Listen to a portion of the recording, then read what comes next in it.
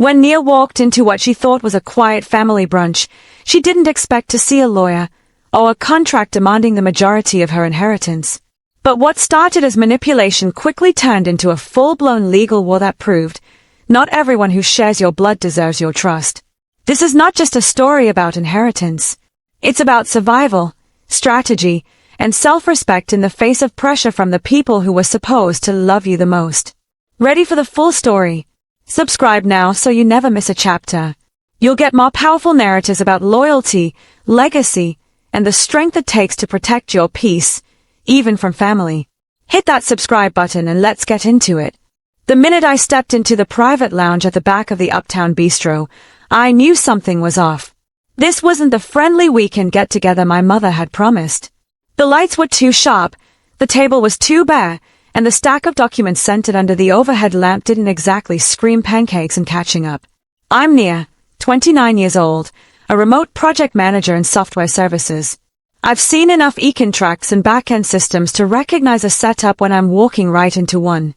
But even with my tech smarts and all the warning signs, nothing prepared me for what was about to unfold. Seated already was a man in a charcoal blazer, laptop open, no menu in sight, and definitely not a waiter. My mother smiled like everything was perfectly ordinary, and said we just needed to go over what's fair after my father's passing. Her voice had that performative calm that made me uneasy. It felt rehearsed. "This is Marcus," she said, gesturing toward the man. "He's here to help us have a healthy discussion." Marcus wasn't there to talk about grief. He was there to talk about money. My father's money. And by the look on his face, he was ready to start billing. He slid a thick folder toward me, legal documents filled with paragraphs in fine print. Terms like equal distribution, revised estate, and consensual reassignment stared back at me. My name was on every page. My mother sat with her hands clasped like she was presiding over a courtroom, and the others in the room, my mother's husband Tel, and her 2 children from that marriage, Malik and Zora, watched me like I was already in contempt. "All we're asking," Marcus said smoothly, "is that you sign and agree to contribute a generous share of your father's estate into a family trust. Something collective. Fair." When I didn't reach for the pen, the tone in the room turned. Smiles vanished. The talk shifted from unity to potential litigation, public messes, and credit consequences. My chest was pounding. But somewhere deep, I could hear my father's voice. The man who never raised his voice but knew how to be heard. I heard him say, "Just because someone calls it family, doesn't mean it's fair." I looked around the table and said quietly, 1, 2, 3, 4, 5. I counted them out loud. Slowly. My mother blinked, confused. "What are you doing?" I smiled for the first time that day. "You're quite a crowd," I said. "Funny. I only brought one person too.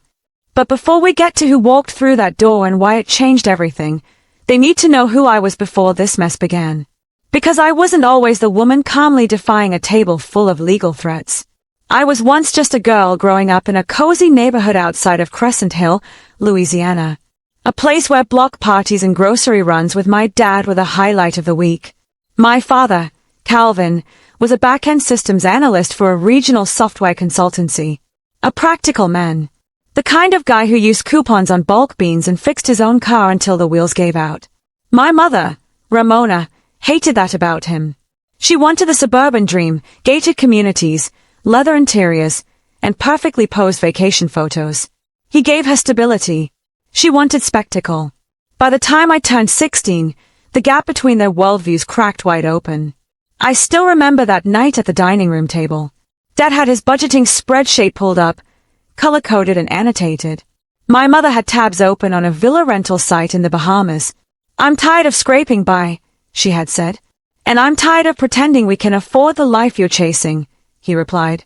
In our state, property division laws don't joke. Everything they had was sliced right down the middle. To my mother, that meant she finally had a chance to upgrade. To my dad, it meant watching his hard-earned foundation get repurposed for someone else's showcase life. After the split, I mostly stayed with my dad in a modest apartment near the riverfront in Glenford. Nothing fancy, but if I left my window cracked, I could hear riverboats passing. On Fridays, He let me order takeout and would eat on the floor watching documentaries or sci-fi shows, always arguing over the plot. He taught me about compound interest, the importance of checking your credit score like it's your pulse, and how not to fall for flashy. While my friends' parents bragged about new SUVs, my dad bragged about maxing out his Roth IRA before the deadline. Meanwhile, my mother moved 2 cities over to Harbor Point and reinvented herself. She married Tel, a charismatic real estate consultant known for flipping high-end properties. Suddenly, her life was all catered events, Instagram reels of beach views, and Christmas photos where everyone wore matching sweaters, including Malik and Zora, her new kids. I was still her daughter on paper, but mostly I felt like a guest in her curated life. Every time she posted, it was grateful for my family and so blessed. But I was never in the pictures. She didn't call to ask how grad school was going or what I was doing with my tech career. She called to say Zora got into that fancy prep school or Malik made the honor roll. The only time my name came up, when she reminded my dad that I was expensive to raise. After those calls, he'd come home a little heavier. Not angry, just quieter. Then he'd turn on some black and white movie and make stovetop popcorn like nothing was wrong. On weekends, we'd explore thrift shops or drive to the lake. He'd point at mansions along the way and say, "Don't be fooled. Those people got the same drama, just fancier curtains." Life with him was humble, but it was real. And when I felt like I was the reason things broke apart, he'd sit on the edge of my bed and say, "You owe no one your future. Not even if they share your name. Build your own life, Nia. Not someone else's idea of you." At the time, it felt like a line from a movie. I didn't realize he was already taking quiet steps to protect me. Meeting with an estate planner, updating paperwork, making sure that if anything ever happened, I wouldn't be left exposed. And I never imagined that his final act of protection would trigger a storm that nearly tore me down. I thought the hardest chapter of my life had closed when the divorce was finalized and everyone seemed to settle into their new stories. I had no idea that the real battle would begin years later, on a rainy stretch of highway and in the quiet that followed. It was a Wednesday night in early November. My dad had stayed late at work, pushing out a release ahead of a holiday crunch. He always double-checked his seatbelt, always took the slow lane if it meant being safer. But on that night, no amount of caution could protect him from what was coming. A delivery van drifted across the lanes on the interstate, already slick from the early winter drizzle. The crash involved 4 vehicles. By the time the state troopers reached me, the words they used were on impact and no suffering. I couldn't breathe. The funeral was held in a small community church, the kind with folding chairs and bulletins printed in-house. My dad would have liked that. The guest list was quiet, a few of his colleagues, a neighbor from the apartment building, and me, standing there with hands clenched and eyes too dry from trying not to cry in front of strangers. Then she arrived, my mother, dressed in morning black, dramatic as a scene from a courtroom drama. Tel by her side, flanked by Malik and Zora, who looked like extras in a commercial for Suburban Unity. She clutched people she barely knew. She wept like she was the widow. She told stories that didn't belong to her. I just stood by the iron, watching her. You didn't love this man, I thought. You loved the life he couldn't give you. After most people had filtered out, a woman approached me with a firm handshake and calm eyes. "Jasmine Thomas," she said, offering her card. "Your father's attorney." We sat at a bench under a fig tree, the kind of Louisiana winter chill hanging in the air that made it hard to tell if you were shivering from cold or grief. She opened a leather folder and said, "Your dad wanted to make sure you had protection. He updated his estate plan multiple times, and the final version was airtight. According to Jasmine, everything that had been legally designated as a separate property, post-divorce accounts, the condo, his shares in a mid-level tech firm, and retirement funds, were now solely mine. It wasn't a fortune, but it was the kind of stable wealth that comes from decades of careful planning. A foundation, not a windfall. I should have felt guilty. But what I felt was something harder to name. Like pride and heartbreak mixing together into a heavy truth, my father had stayed up late, sat through paperwork meetings, and paid legal fees just to protect me from a future he must have suspected. Jasmine went over Louisiana's version of probate. "The courts will validate the will, but it's a formality," she said. "Unless someone contests with legal basis, everything should transfer cleanly. Right then, my phone buzzed. A message from my mother. We need to talk. Your father would want you to consider the entire family. Let's be adults about this. There was no, how are you doing? No, do you need anything? Just numbers, plans, strategy. At first, I tried to assume the best. I responded briefly, said we could talk once probate moved forward, mentioned that Dad had retained an attorney. She ignored that part. Instead, she asked for ballpark figures like she was trying to price out a listing. When I didn't answer fast enough, the guilt started. She reminded me of the school fees she covered, the braces she paid for, the time she stayed home when I was sick. She said Malik had college applications to pay for, and Zora needed a tutor. She kept repeating the same words. This is about family. But when she said family, what she meant was her family, the one she built after leaving the one she had. I forwarded everything to Jasmine. She told me clearly, don't share account details. Don't sign anything. If she wants to contest, she can do it through the courts. But based on what your father prepared, she doesn't have a case. I clung to that, to Jasmine's quiet confidence, to my dad's faith in me, even if it meant disappointing the woman who gave birth to me. And that's when her messages changed. From guilt to veiled threats. You know, legal fees add up. This could stretch on for years. Are you sure your credit could survive a public court battle? She'd say things like, I'm just trying to help you avoid a mess, then follow it with, you don't want this to get ugly, do you? I stopped answering. Instead, I began documenting. Dates, times, screenshots, everything. My dad once told me, people get reckless around money. Don't try to beat them emotionally. Let their mistakes build your case. A few weeks after the funeral, probate court confirmed the will. Everything transferred into my name. Jasmine sent a calm email with digital copies, instructions, and no drama. Less than a day later, my mother emailed me too. Subject line, family conversation. Buddy, let's clear the air. Talk options. Come to a peaceful agreement. She chose a high-end bistro in Park Lake, said she booked a private room so we could talk freely. I stayed at the email for a long time. My dad had done everything right. And yet, I still felt like prey being lured into a gilded trap. I forwarded it to Jasmine with just one line. Will you come with me? She didn't email back. She called. I'll be no bye, she said firmly. You're not walking into this alone. The plan was simple. I would walk in first. Sit. See what was being presented. Jasmine would be close by, waiting for my text. That way, if my mother tried to claim we ambushed her, the timeline would prove otherwise. I arrived that Saturday in a gray turtleneck and a blazer I'd borrowed from a friend.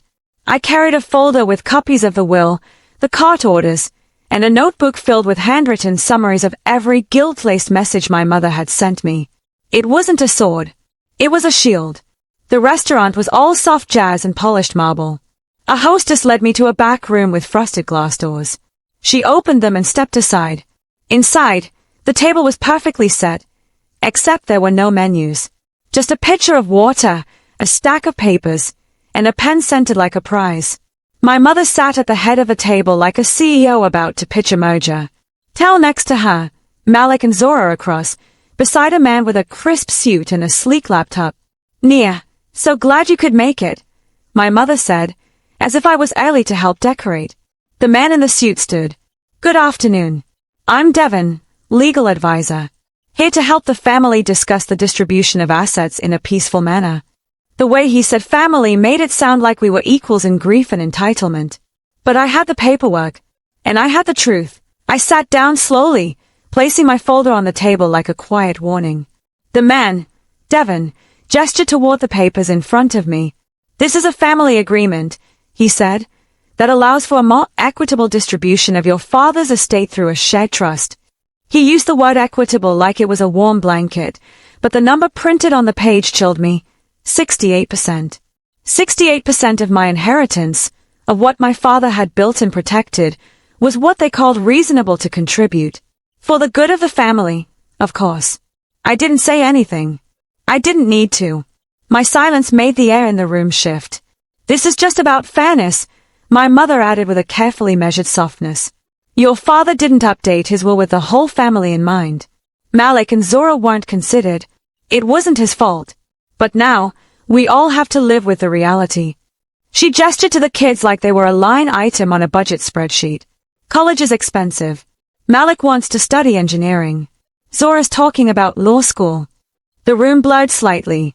My heart was pounding, but my expression stayed still. What no one in that room seemed to care about was that my father had made very intentional decisions. Not because he forgot them, but because he knew exactly who he could trust. I glanced at the top of the contract. Legalese, stacked in neat blocks.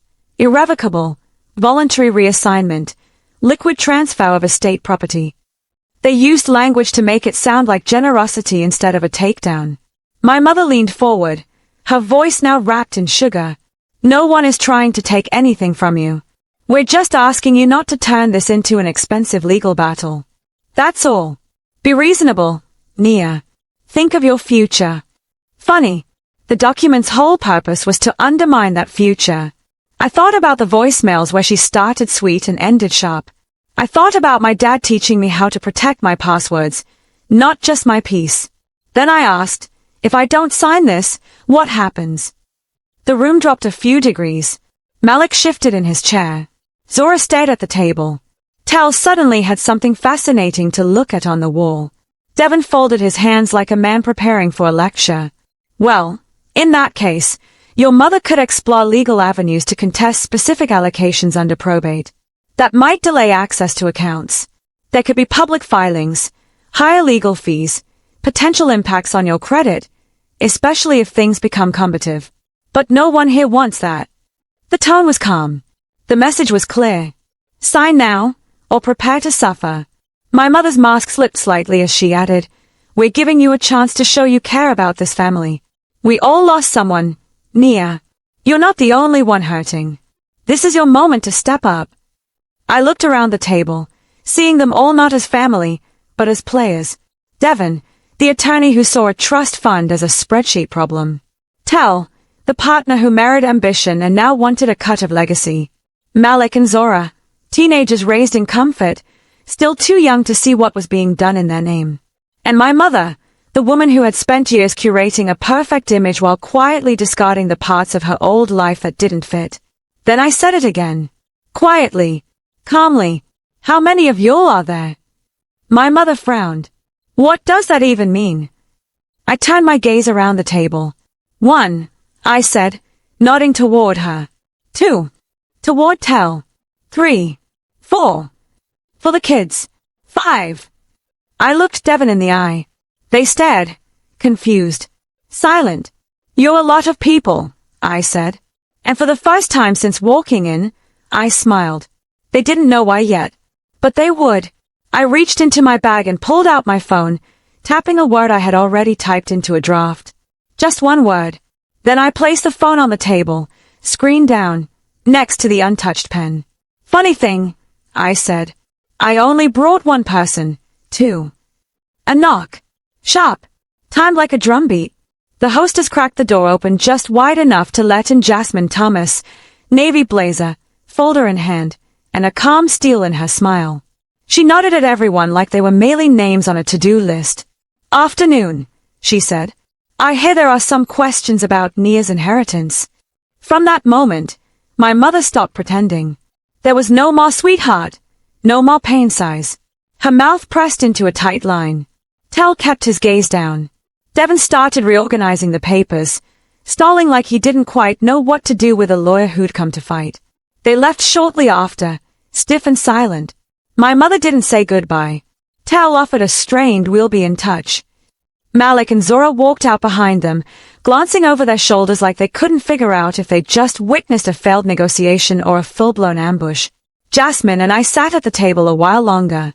She didn't gloat. She just said, "You handled that well," and reminded me again not to respond to anything directly. "No texts, no calls, no emotion," she said. "They'll either file formally or they'll fold." For 3 days, my phone was silent. No guilt, no threats, no manipulation. I let myself believe, for just a second, that maybe this was the end. Then came the cold message. Your father would be ashamed. This money is changing you. If you keep pushing, you'll regret how messy this can get. She didn't ask for anything this time. She warned me. Jasmine told me, if she can't move you emotionally, she might try to move you financially. That night, I pulled out my laptop and turned my life into a fortress. New passwords. 2-factor authentication on every account. Security questions reset. My credit frozen across all 3 bureaus. My dad once said, "These days, your information is worth more than your wallet." I didn't understand it until that night, clicking through layers of security while imagining someone who raised me trying to guess my answers. A few days later, I received an email that looked exactly like the ones from my bank. Same branding. Same color scheme. Same urgent tone. Immediate action required. I hovered over the link instead of clicking. The web address. Off by 1 letter. A fake domain. A phishing trap. Someone hadn't just guessed. Someone had researched. I called the bank directly. They confirmed the email was fake. Weiss, there had been a failed login attempt on one of my investment accounts, originating from a device they didn't recognize. I filed a fraud report. Attached screenshots. Added notes. And then I did something that felt surreal. I filed an IC3 complaint through the FBI's cybercrime unit. Not against a stranger. Against my own mother. It felt like fiction. Like I was reporting a stolen crypto wallet. Not defending my father's legacy from a woman who used to brush my hair. But Jasmine told me it was the right thing. They tried to impersonate you, she said. They made it digital, so now we do the same. After the report was filed, I felt like I'd crossed some invisible line. There was no going back, not to the version of family I used to hope for, not to the myth that blood meant trust. With Jasmine's help, I began locking everything down in the real world too. I ordered a Ring doorbell and 2 compact cameras during a lunch break, like someone impulse buying safety. 2 days later, they arrived in bright boxes that made the process feel almost cheerful. But as I installed them, one outside my condo door, the other facing the row of mailboxes in the courtyard, the feeling was anything but light-hearted. It wasn't paranoia. It was preparation. I imagined my mother walking past the mailboxes, looking for a way in. I imagined Tell in his SUV, laptop open on his knees, stealing Wi-Fi like it owed him something. I adjusted the angles, tested notifications, and labeled the motion alerts like they were journal entries. Mail delivery, neighbor with dog, wind blowing a flyer. Then, for a few weeks, nothing happened. The cameras were quiet. My banking alerts were normal. I worked. I streamed movies. I breathed. But late one night, unable to sleep, I posted anonymously on a legal advice forum. I didn't use my name. I didn't use theirs. I changed the cities and scrubbed the identifiers. But I told the truth. About the inheritance. The setup at the restaurant. The fake emails. The creeping sense that someone who used to love me had now become something else. The responses poured in. Dozens. Then hundreds. Don't meet her alone. Keep your lawyer involved. This isn't family drama, it's financial abuse. I've been through the same thing after my dad died. Each comment was like a lifeline tossed into a current I didn't know I was drowning in. I wasn't imagining this. I wasn't being dramatic. I was responding. Then came the day that changed everything. It was a Tuesday. I was halfway through a Zoom stand-up when my phone buzzed with a notification from the doorbell camera. Motion detected. Front a building. I glanced at the preview image. My stomach turned. It was Tell's SUV, parked along the curb outside my apartment complex. I turned off my camera on Zoom, pretending my internet was cutting out, and opened the live feed. Tell sat in the driver's seat with a laptop balanced on his knees, screen glowing. Typing. Seconds later, another alert pinged, motion near the mailboxes. There she was, my mother, standing at the boxes, phone pressed to her, eyes darting around. At the exact same moment, my banking app buzzed again. Unrecognized device attempting login. My breath caught. Every image lined up like coordinates on a digital map. My mother near the mailbox. Tell on the curb. Fingers dancing across a keyboard. My account sounding the alarm. I hit screen record. Captured everything. Then I pulled the login logs from my financial dashboard. The IP address was unfamiliar. The timestamp. To the second. I sent it all to Jasmine. The videos. The logs. The complaint updates. She didn't text this time. She called. Her voice was clipped, like someone flipping a switch from calm to ready for battle. "This isn't a disagreement anymore," she said. "This is criminal." The next morning, we filed a formal police report. Jasmine helped me update the federal complaint, attaching the video footage, logs, and a full breakdown of their activity. I wasn't just defending a bank account. I was drawing a line they could no longer cross. That same week, I had my condo's locks rekeyed, set up a P.O. box, made a list of every account, service, or form that held my personal data. I updated them all. It felt like playing defense against people who had known my answers before I even learned to ask the questions. For a few days, things were quiet again. My notifications slowed down. No more login attempts. No motion alerts outside. Until the courthouse letter arrived. A formal hearing was scheduled. The district attorney had reviewed the complaint. Jasmine had provided the evidence. A judge would hear the case. My mother and Tel were being charged with attempted identity theft, digital fraud, and coordinated financial interference. It felt surreal, like the climax of a movie I hadn't agreed to star in. But this wasn't fiction. It was real. And I was ready. The courthouse was nothing like the shows on TV. It was colder, quieter, more real. I sat beside Jasmine at the plaintiff's table, fingers wrapped around a paper coffee cup I hadn't touched in an hour. Across from us sat my mother, hairstyled, expression tight, and Tel, in a suit that didn't quite hide the pressure hanging off his shoulders. A new lawyer sat between them. Older, sharper, the kind who specialized in spinning guilt into confusion. Malik and Zora were behind them, dressed like they'd been told it was important. Their eyes stayed low. I wondered if they understood why they were there. Then the screen lit up. The court's exhibits, the video footage, the login logs, the messages, the fake bank email. It played out like a digital timeline of betrayal. First, my mother, standing at the mailboxes, talking on her phone. Second, Tel, in the SUV, laptop open, screen glowing. Third, the login attempt on my account. Timestamp, exact. Then, my banking notification. Then, the IC3 report. Then, the screenshot of the phishing email.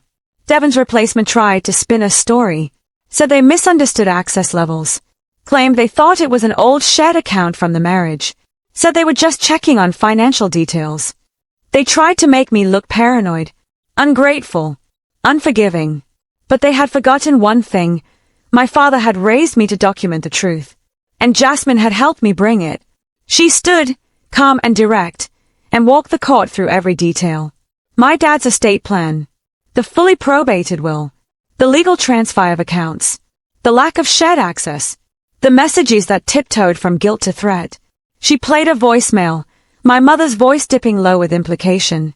When it was my turn, I didn't need to perform. I just told the truth. The fake brunch. The guilt-laced messages. The attempt to paint theft as fairness. The camera footage. The login alerts. The realization that my mother was behind it all. The prosecutor asked me one last question. How did it feel to realize the person trying to steal from you was your own mother? I swallowed the knot in my throat. It felt like someone reaching into my chest, I said, trying to take the last piece of my father I had left. The judge didn't speak immediately. He flipped through the exhibits, his fingers methodical, face unreadable. The room held its breath. Across from me, my mother stared straight ahead, her expression carved from glass. Tel's jaw was tight. Their lawyer whispered something neither of them responded to. When the judge finally spoke, his voice was steady, almost detached. But his words landed like a hammer.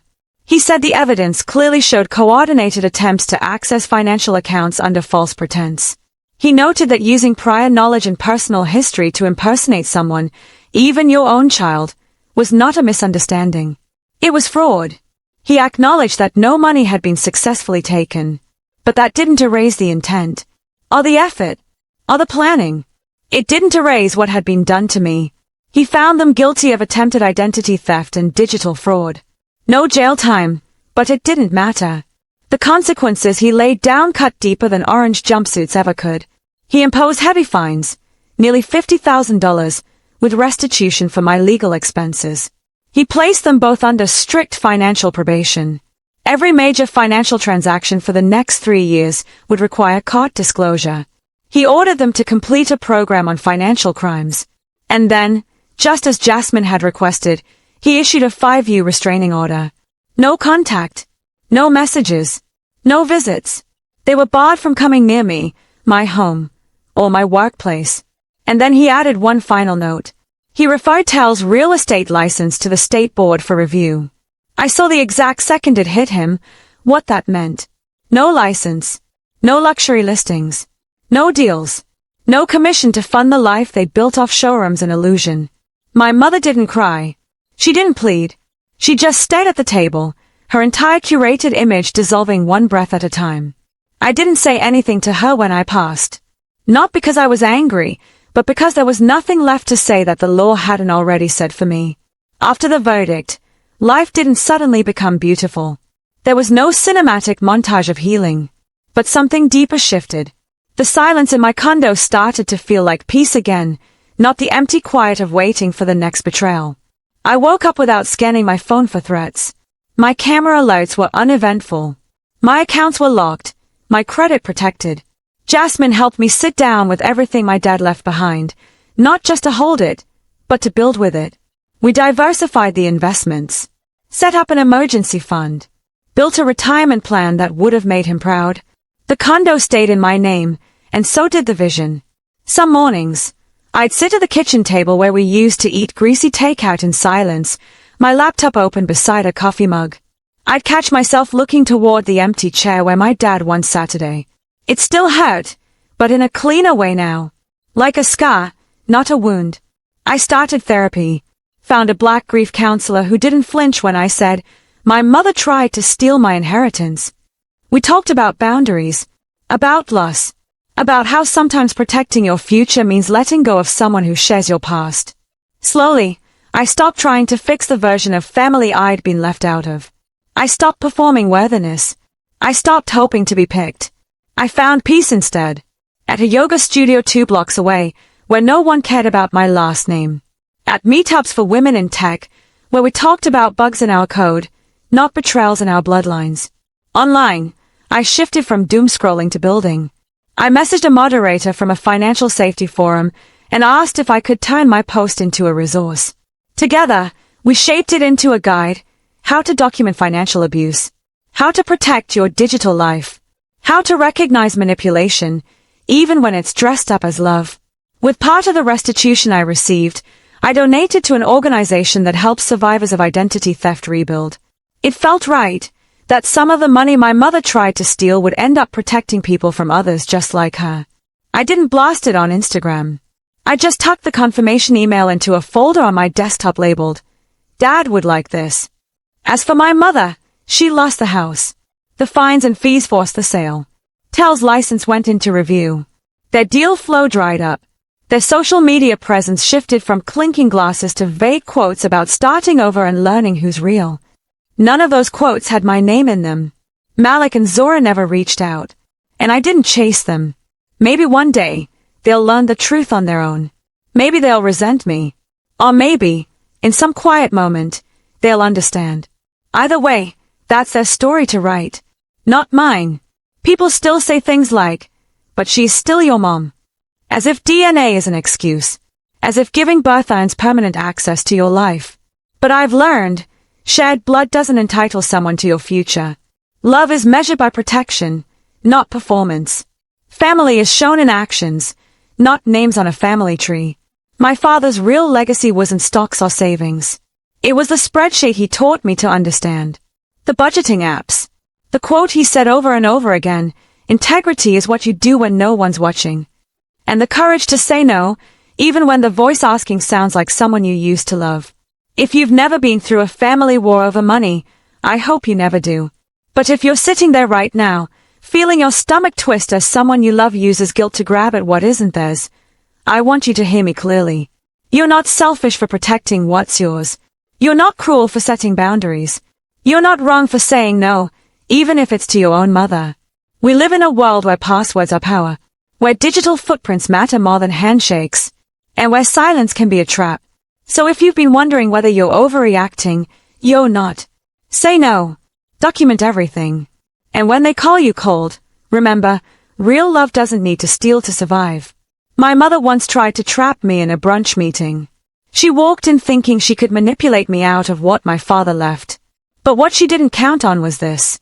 My dad gave me something worth more than any trust fund. The knowledge that real family builds your future. They don't try to take it. If this story spoke to something in you, whether it's a boundary you had to set, a legacy you had to protect, or a silence you had to break, don't keep it to yourself. Subscribe for more powerful narratives that explore the truth behind family, loyalty, and the choices we make to protect our future.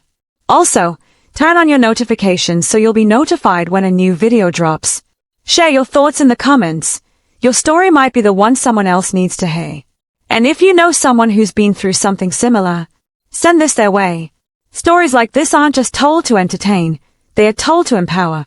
Not every story about family ends with forgiveness.